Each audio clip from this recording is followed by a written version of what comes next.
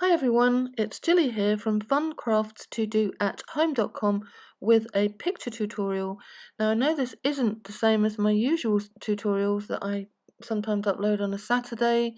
This one is in pictures and I hope you enjoy it. If you do, please consider subscribing to my channel and hit the bell icon for regular updates so that you get news of all my new videos, and you'll be able to see more videos like this in future and more of my live tutorials showing you step-by-step instructions of how to make the beautiful things that you want to make.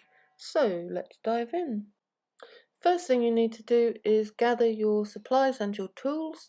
So you're going to need some cereal box card or some kind of food box card like you see in the corner of the screen down here on the left hand side. You will need some pretty wrapping paper or wallpaper or anything, any kind of pretty scrap paper that you want to use. You can also do your own designs and print them off.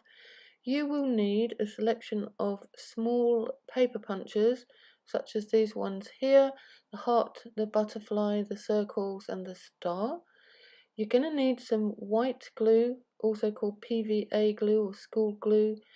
You're going to need some toothpicks for drying the buttons on because you're going to varnish them too. You're going to need a hammer and a piercing tool to make the holes in the buttons, and you are going to need some kind of varnish. Now here I have used clear nail polish, but you probably just as well to use diamond glaze or something like triple thick. The next thing you do is take your paper punches and using the cereal box card, cut out 6 shapes for each button.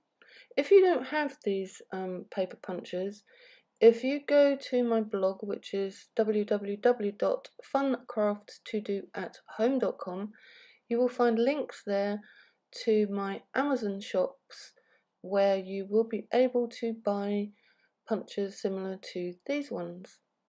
Next, take your PVA glue and glue the shapes together in stacks.